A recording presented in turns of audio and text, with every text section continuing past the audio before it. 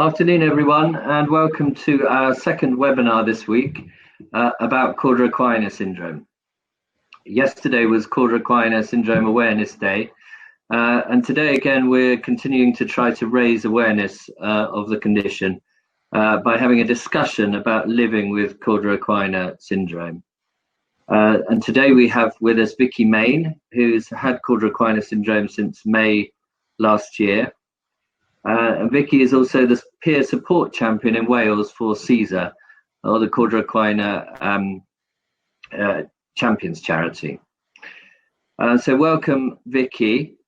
Do you want to say anything else by way of introduction about yourself before we kick off? So I suppose I was living my life very active, very busy, and then all of a sudden my life changed within a couple of weeks, really. Yeah. So that's how I became involved with the charity, because I felt like I had nowhere to turn and I didn't want anyone else to feel that way. So anything I can do to help the charity is definitely worth it, in my opinion. But I'm really glad to be here today just to talk about how it is possible to live with CES. Brilliant. Thank you, Vicky. So first of all, should we talk about the history of how you developed Cauda Equina Syndrome and the symptoms that you had, with a view perhaps to helping other people who might be going through something similar? Yeah, so for me, it started with this lower back pain and sciatic type pain. The pain was absolutely horrific. I don't think you can ever describe the pain. It was this intense burning really deep inside your legs. And then I also developed the saddle numbness and the loss of bladder sensation. So I couldn't tell when I was passing urine. I couldn't tell when my bladder was filling up. And I also had the perineal numbness. I couldn't feel when I was wiping after I'd been to the toilet. And I did have the leg weakness as well. So yeah, that was my experience of the red flags. Yeah. So that was almost really the full set of red flags that you had there, except perhaps for the bowel disturbance. You didn't really have that, did you? But to such a degree. Yeah. Okay. And what was your experience in terms of the medical profession reacting to those red flags in your case? It wasn't the most positive of experiences for me, unfortunately. It took a while for me to be admitted to hospital and then to have an MRI, and then from the MRI to have my surgery. So they, unfortunately, once I had my surgery, that was the beginning of my journey, really. I think I went into it thinking that would be the end, but really that was when things really started, because everything had changed. And unfortunately, I've been left with the bowel and bladder issues and the weakness in my leg, and I have to use crutches or a wheelchair now. I have to catheterize, I have to use anal irrigation. So yeah, that was really the start of my journey. It wasn't the end as I thought it would be. Yeah, sure. So we've got a question here already from Claire, who's asking, in terms of the red flag symptoms that you had, how fast they came on. So do you want to talk a little bit more about the speed with which you had the onset of the symptoms, because that may be useful for other people? So the back pain went over a few days. Probably I'd say up to a week back and forth the GP. But for those red flags, the loss of sensation in the passing urine, I remember it was, say, on a Monday that I noticed that had happened, and then they just increased from there, really, over it's really difficult because it was such a traumatic experience. Yeah, of course. Yeah. It was quite. It was over a couple of hours, a few days, maybe. Yeah. Okay. Well, I mean, I guess what that question is driving at is that there is quite a variation with that, isn't there? But it can be pretty fast. So, yeah. And things kind of accelerated with you, didn't they? and I think that's often the pattern, that it starts slowly and then everything gets quite a lot worse quite quickly. Yeah, and I think that maybe initially we're told, oh, it's just a bad back, and it really isn't just a bad back, but we're not told, and I know a lot of people are not told those red flags, what to look out for. They're not told it's a medical emergency, and it really, really is a medical emergency. Yeah, of course. Okay, well, let's talk a little bit about your experience after. So you were eventually transferred to a hospital where you could have the decompression surgery, and then after surgery and after you were discharged from hospital, what was your experience of getting rehab? And just tell us a bit about how that was for you. It was difficult. I didn't go to a spinal unit, unfortunately, because there were no beds. So I was discharged home with what was supposed to be community physio for 6 weeks. It turned out that was a visit from a physio twice in 6 weeks. I wasn't intense like I was expecting it to be. I was kind of just left in the lurch. I was given exercises to go on with, which I did do, but I didn't feel that the physio had an understanding of Cauda Equina syndrome. I remember him saying to me, why can't you lift your foot off the floor? I just didn't feel that he really understood. So I came out of hospital the end of May, and it wasn't until the end of last year that I actually started neurophysio, and that was by me pushing for it. I had to fight really to get that neurophysio. I was referred to the continence nurse at the spinal unit, and she's been really, really good. She's been very, very helpful. And then when I did have neurophysio, I did have a referral to OT as well, so occupational therapy, to come and do an assessment at the house. Yeah. Yeah. Can you talk? Sorry, Vicky. Can you talk a bit about the difference between physio and neurophysio, and what the distinction is? I'd like to say the impression that I had from the general physio that I had, they were probably used to dealing with people that may be elderly, that had fallen, fractured their femur and go home. Their muscles are weak, they need a little bit of rehab. He didn't seem to understand that my damage wasn't because I'd broken my foot and had been in a cast for a while. It was because there was nerve damage there, and those nerve signals weren't working. And I think that's so it wasn't the best, really. It wasn't tailor-made then to meet my needs at that time. Yeah, so the distinction is really in the understanding of the physio of what's going on, rather than okay. And what about OT? What sort of input have you had from occupational therapy then? So I did have, when I was discharged from hospital initially, I did have I had a commode downstairs because I was struggling. I still struggle with the stairs, but we didn't have a downstairs toilet. So we had the commode downstairs and a perching stool so I could sit at the sink and have a wash. And then we had a board for the bath, and that was okay. But then as we got sort of a few months in, I was still really struggling. So I asked my neurophysio for a referral to OT.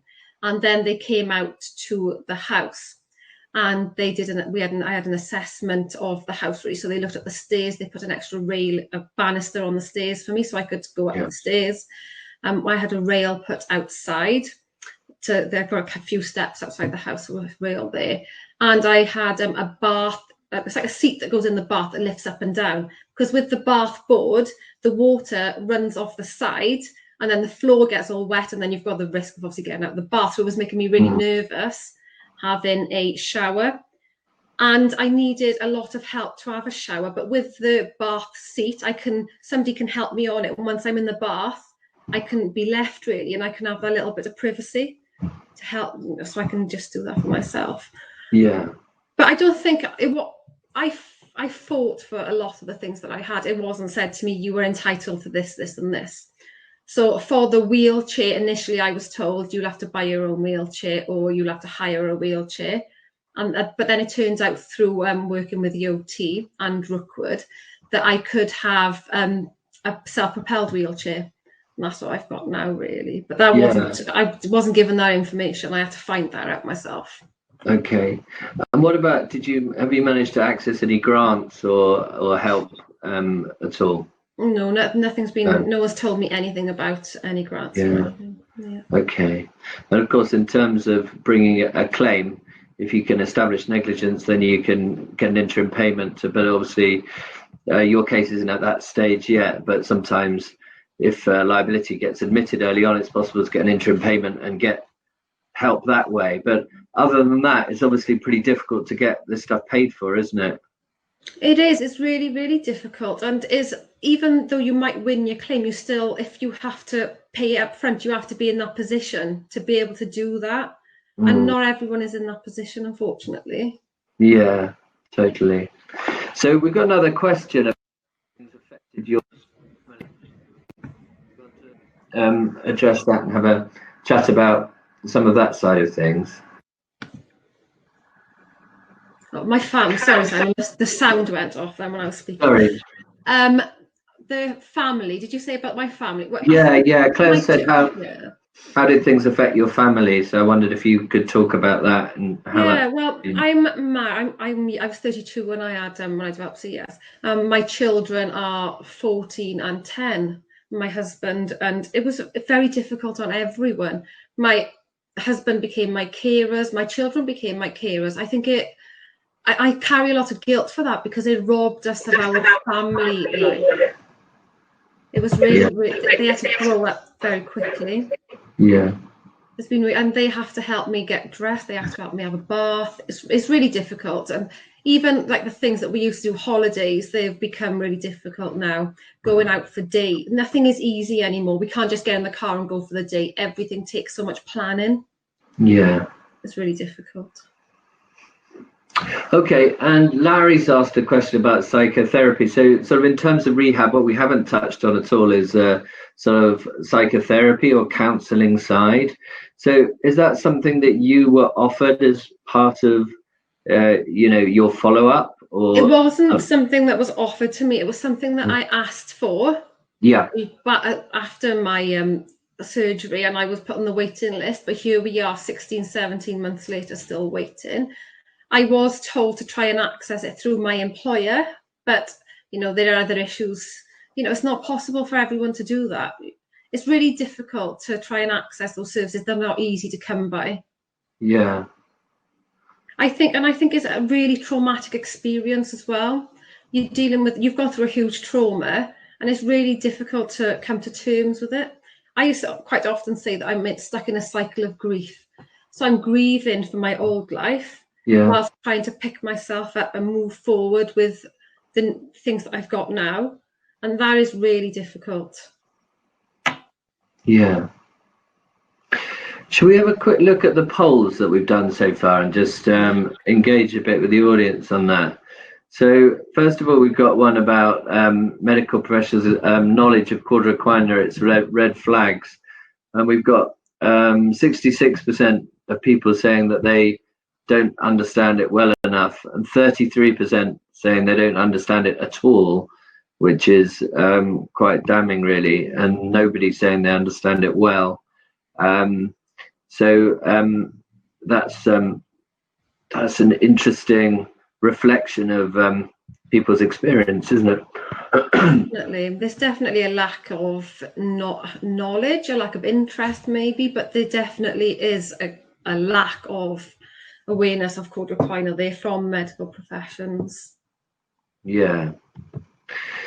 So I'm trying to access the rehab poll, but I can't seem to get that. So I don't know if Ed can help with that at all. Can you see it, Vicky? I don't seem to have that. Okay, well, we'll come back to that.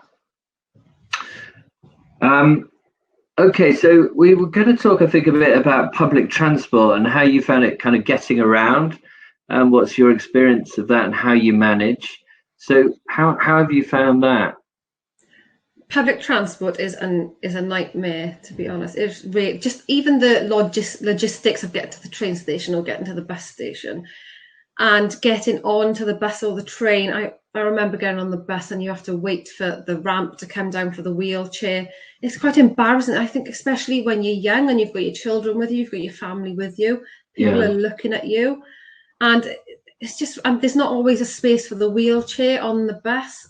So it's not something that I do regularly. Is if I can avoid it, then I definitely will avoid public transport. Yeah. And so, are you able to get around in by driving? Is that? Yeah, I've got I got an automatic car, so I changed my car for an automatic car. Yeah. So yeah, that's what we've got. I've got a blue badge, which was something that I didn't want. My husband applied for it for me, and using that is still difficult. I'll park in a blue badge space, and people will stand there and watch me getting out of the car to check that I should be parking there. It's really difficult. Yeah.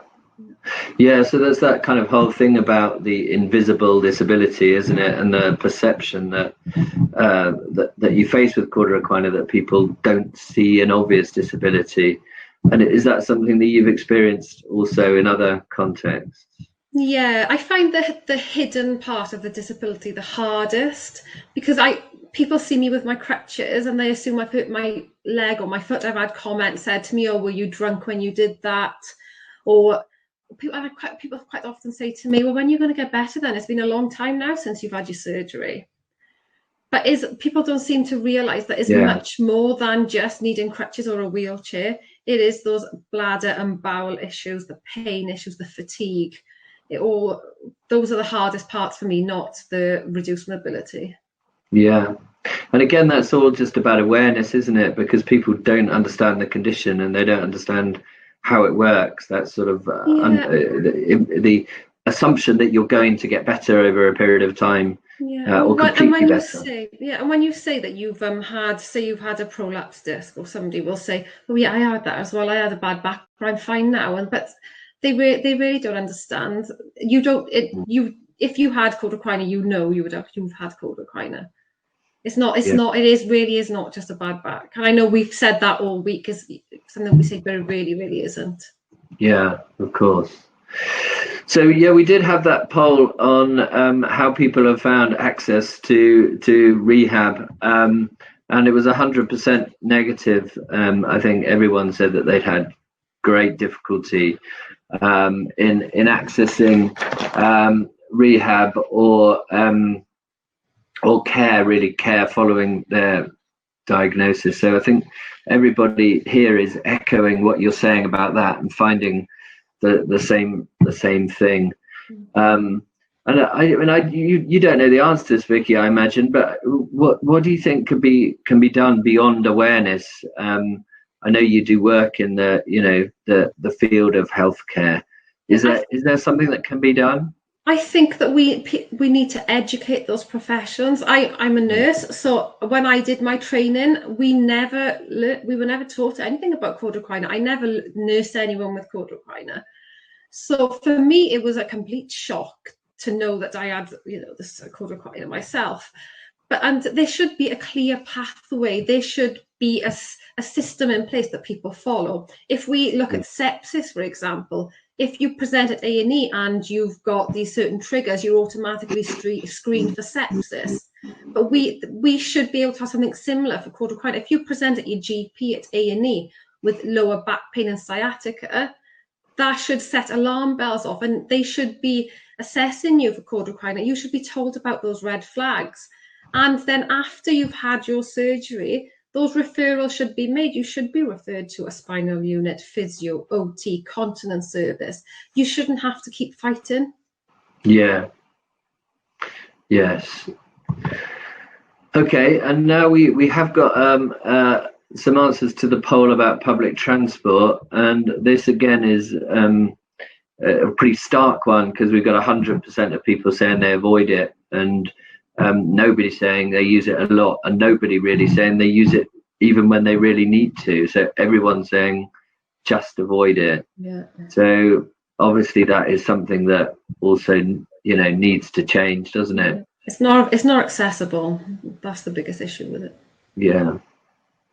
And in terms of continence issues, how does that affect you when you're kind of out and about, whether on public transport or elsewhere? How do you cope with that?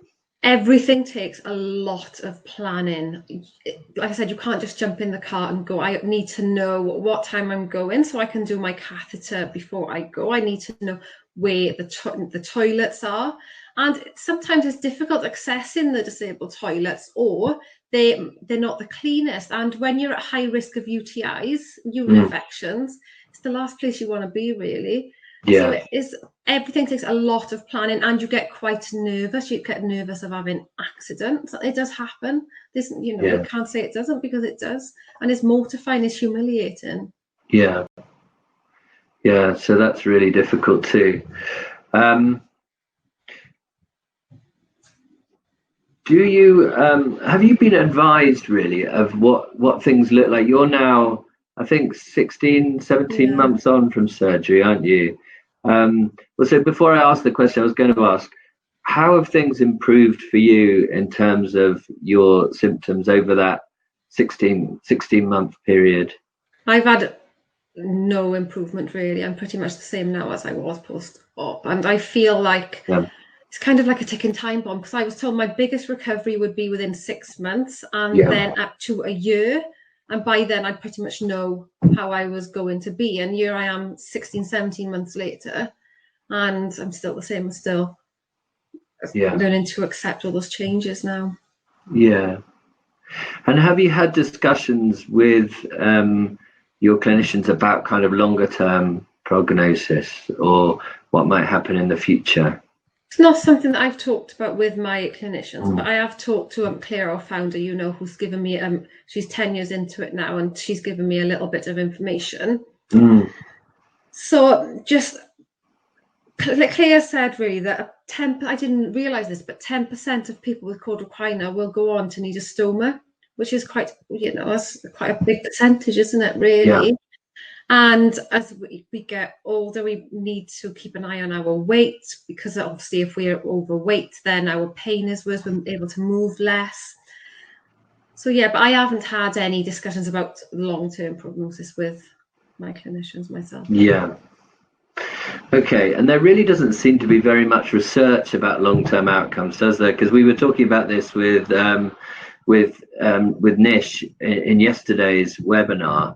And he's saying that there is really very little research into long-term outcomes, and that there is a study, an Edinburgh study from last year, which looked at people who had surgery for Cauda Equina in 2013, 2014, and then they looked at them again in 2018, I think. So it's kind of 4 or 5 years on, and at that point, in that study, there was 76% had bladder dysfunction, 13% had bowel dysfunction, 39% had sexual dysfunction, and 48% physical dysfunction. But what that survey didn't look at was quality of life generally, or psychological well-being. And that's what we were talking about as well yesterday with Nish, the fact that in the outcomes research that he's doing now, there are outcomes that are being looked at in terms of psychological well-being and quality of life. So would you agree that that is probably, you know, the much more significant side of things that needs to be looked at, and people need to be looking at improving that more than anything else? Yeah, definitely, I would say. I agree. Yeah. And is there anything that's being, you know, are you accessing anything with regard to that? Are you getting counselling and some access to psychotherapy? But I'm on the waiting list for counselling through the NHS, but it is something that the charity is looking into providing now. So I think that will be good for lots of people, myself included. Yeah. Okay. So let's talk about CESA then, Vicky. What CESA offered to you, do you think, in terms of support and help? Because the NHS really isn't providing much of the stuff that it should be providing. So let's talk about how has CESA kind of filled that gap for you? I remember feeling so alone. I didn't know how I was ever going to cope. How was I ever going to move on? And I was lucky really that I came across the charity, and I just, in that instant, I just didn't feel alone anymore. If somebody else, there were other people that understood what I was going through, that had the same experiences as me. When I was having when I'm having bad days, I can go to them, and there's other people that are having bad days or have had bad days and turned them around. And so it's just that emotional support of having somebody else that knows what you're going through. Yeah. No one knows what you're going through unless they've got CES. Yeah, absolutely. And now you're involved in running a support group yourself, I think, aren't you? Yeah, so I'm the peer support champion for Wales. So we have our own little support group. Coronavirus has been a bit difficult for us, really, because it's obviously put a stop to our face-to-face meetings. Yeah. But we have moved with the time, Simon. We've taken things online. So we're doing our twice monthly Zoom meetings, which are really good, because sometimes we might not even talk about Cauda Equina. We might just talk about how the kids are doing or what's going on in our lives. But it's really good just to come together and have that time, just to speak to other people and to see other people, because it's quite isolating, isn't it, for everyone at the moment, especially as we've been through lockdown. And then to have CES on top of that as well is even more isolating. Yeah, no, absolutely. And I think you also went on a course at CESA, didn't you? It's not a residential. Yeah. Oh yeah, that was coronavirus put a stop to that as well, Simon. Oh, of course it did. Yeah. Sorry, I should have remembered that. But we'll do it next year. Yeah. Get back to normal. Yeah, because was it going to be in March? Was it going to be in March? Yeah, was that when it was? Yeah. Okay. Yeah. Okay. And what are your plans now in terms of Wales and your sort of peer support role in Wales? How are you planning to take that forward over the next period? Well, not just Wales, really. It's the whole of the UK. It's building up those relationships with those spinal units. So we are getting those referrals for those people when they really, really most that need. And those ones that have been on their own for the last 20 years living with it, and offering that support, those services. So focusing on people's well-being, that counselling, the psychosexual counselling, the mindfulness, and providing support to their families as well. Because I know for me, my family has been through a lot. For me, I only had to worry about myself, but my husband, he had to worry about me, the children, the housekeeping, a job. So it's just providing that support and just keep raising awareness. Yesterday was amazing for us. It really, really was. And we just have to keep that ball rolling now. Yeah, no, absolutely. Okay. And in terms of, you talked briefly there, you touched on the issue of sexual counselling. Again, that's something that's not available on the NHS, I'm assuming. So that's something that is going to have to be provided through charities such as CESA, is that right? Yeah, that's my understanding. No one's ever spoken to me about how we deal with the sexual parts of our relationships. Yeah, and that's massive, isn't it? Especially when we think, like Nish was saying yesterday, a lot of the people with Cauda Equina are quite young.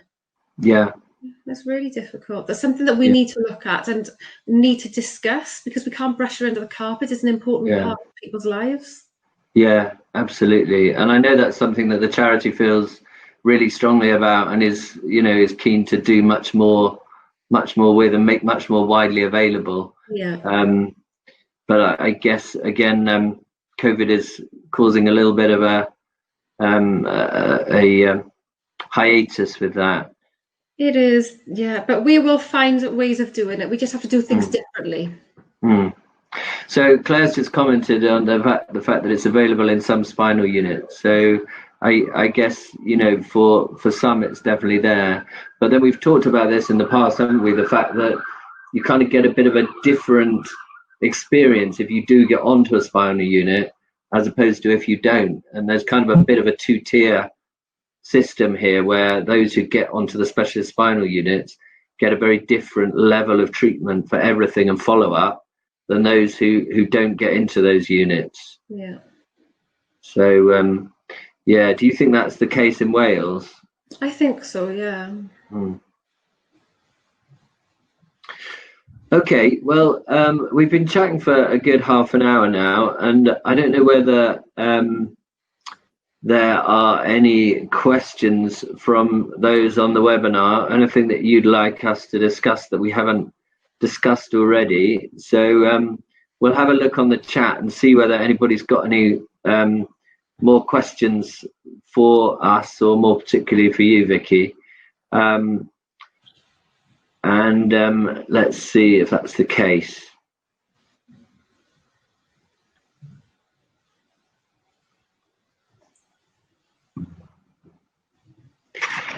While we do that, Vicky, is there anything you'd like to say in terms of, you know, the a little bit about yesterday and what happened, and you know, the success of it for Cauda Equina awareness generally, and for the charity?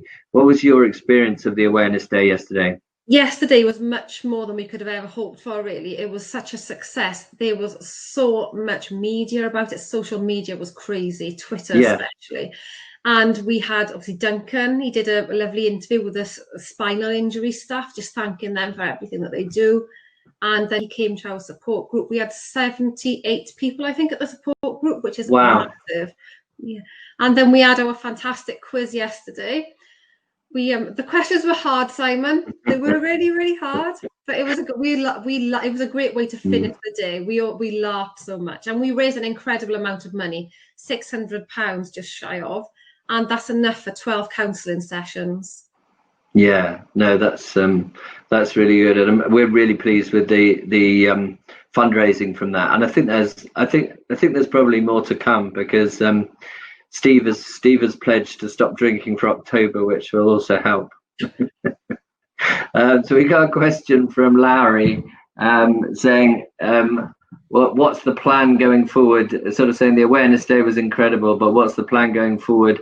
I guess, and I'm going to kind of read that question as meaning in terms of keeping awareness up on a national basis. So I'm not sure if it's fair to sort of ask you that question, but I don't know what your sort of thoughts are, if you have any on that. Yeah, we need to keep up the momentum. We just need to keep CES out there, keep sharing our stories. The only way to raise awareness, I say all the time, is by talking about it. People talking about their experiences, and we just have to keep working on those services we're able to offer, and really providing that support to people that really need it. Yeah, absolutely. And it's not just about an awareness day, is it? It's kind of just keeping this going now for the rest of the year and on after that. And Claire is saying there we're going to be having a virtual CES festival, which is something we're going to be looking into, so that'll be good. Can you tell me more about that? Do you know more about what that is? Well, I don't know a great deal, Simon, but it's going to be good. That's all I can tell you. All right, that's fine. Okay, well, listen, Vicky, I think that's been amazing. I think that by doing this today, I really hope that we've raised awareness about lots of aspects of Cauda Equina, both in terms of red flags, in terms of getting it diagnosed, and in terms of how people are coping after their operations, and the need to make changes and get a joined up system of follow-up and rehab. So we've talked about some really useful stuff today. So I think let's leave it there, and thank you everybody for attending. Thank you for your questions, and have a lovely weekend.